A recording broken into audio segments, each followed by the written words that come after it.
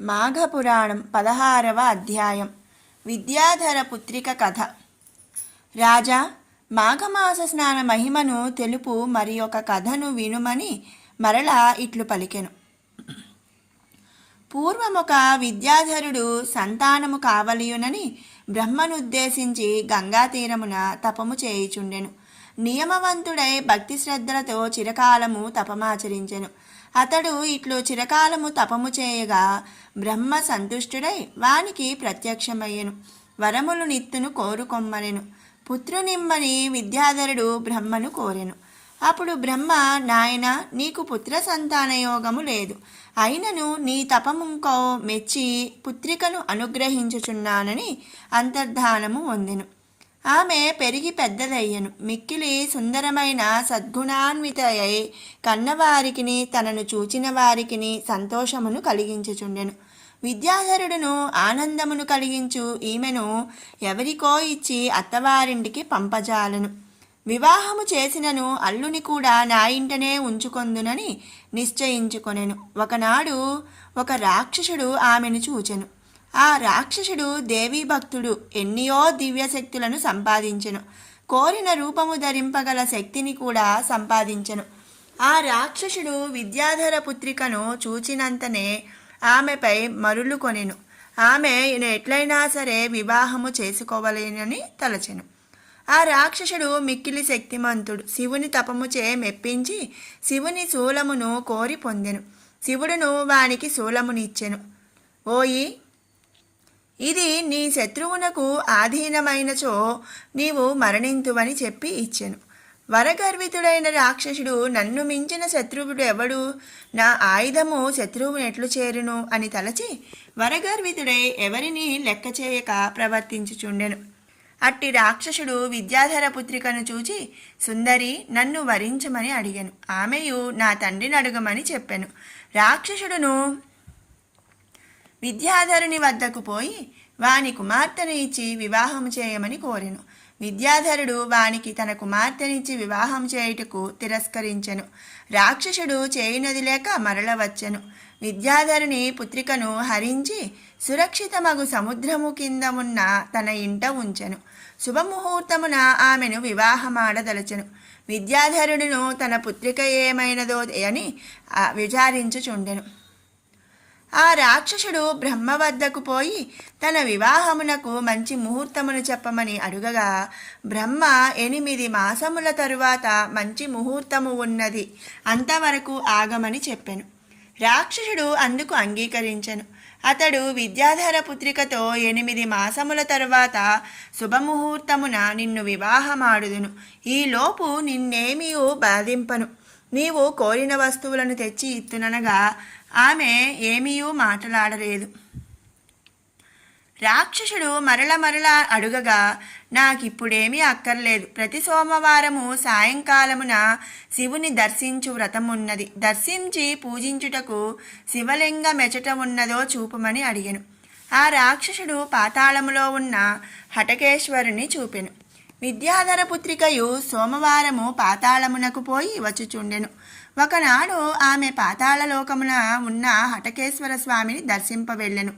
అప్పుడు అచటకు త్రిలోక సంచారియగు నారద మహర్షియు హటకేశ్వరిని దర్శించవచ్చి ఆమెను చూచెను. ఆశ్చర్యపడి, అమ్మాయి, నీవిచట ఉన్నావేమని అడిగెను. ఆమెయు తన వృత్తాంతమును చెప్పెను. రాక్షసుడు తనను సముద్రము కింద ఉన్న గృహమున నిర్బంధించెనని చెప్పెను.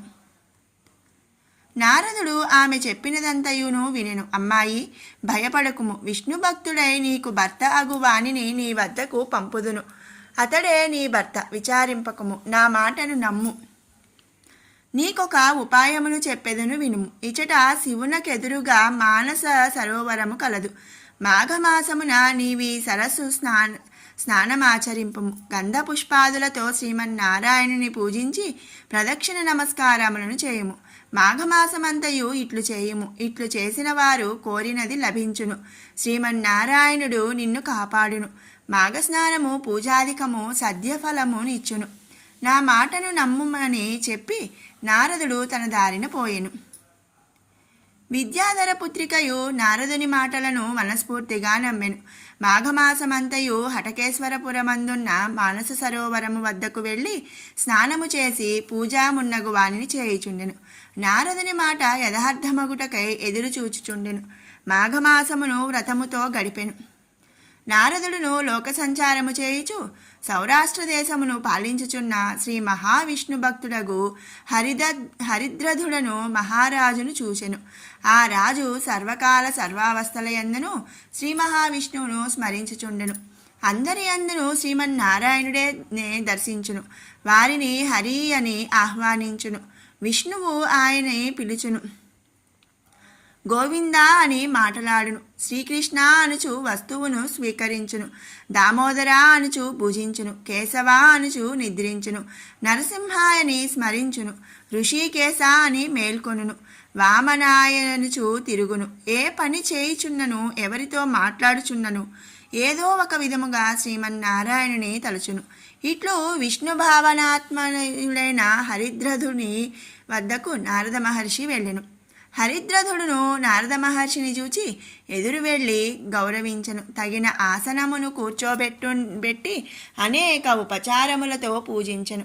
నారదుడును రాజా, విద్యాధర కన్యొక దానిని వరగర్వితుడైన రాక్షసుడొకడు బలాత్కారముగా అపహరించి సముద్ర గర్భమున దాచియుంచినాడు.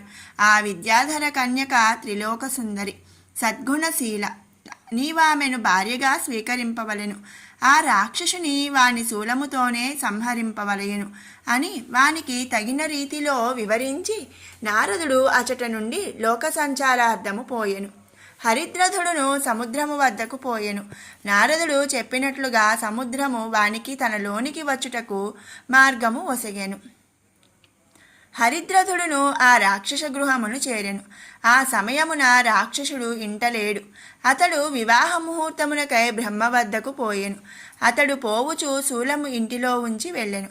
రాజు రాక్షసుని ఇంట ఉన్న శివుని శూలమును గ్రహించియుండెను. రాక్షసుడు ఇంటికి వచ్చునప్పటికీ తన శూలము పరహస్తగతమగుటను గమనించెను. ఆ రాజును చూచి ఇట్టి వానితో యుద్ధము చేసి మరణించినను మంచిదే అని తలచి హరిద్రధునితో యుద్ధము చేయ సిద్ధపడెను. రాక్షసుడు హరిద్రధుడు చాలా కాలము యుద్ధము చేసిరి. హరిద్రధుడు శివుని శూలమును ప్రయోగించి రాక్షసుని సంహరించెను. ఆ రాజు రాక్షసుని సంహరించి విద్యాధర పుత్రిక వద్దకు పోయెను. ఆమెయు నారదుని మాటలు స్మృతికి తెచ్చుకొనెను. వానిని భర్తగా వరించెను. హరిద్రధుడును ఆమెను వివాహమాడెను. ఆ దంపతులను విష్ణు భక్తులై విష్ణు పూజను మాఘమాస స్నానమును మానకుండా చేయుచుండిరి. చిరకాలము సుఖశాంతులతో శుభలాభములతో జీవితమును గడిపి శ్రీహరి సాన్నిధ్యమును చేరిరి అని వశిష్ఠుడు మాఘస్నాన మహిమను దిలీపున మహారాజుకు వివరించెను. విన్నారు కదండి, మాఘపురాణం 16వ అధ్యాయం. మరొక మంచి వీడియోతో రేపు మళ్ళీ కలుసుకుందాం. Thanks for watching. జై శ్రీమన్నారాయణ.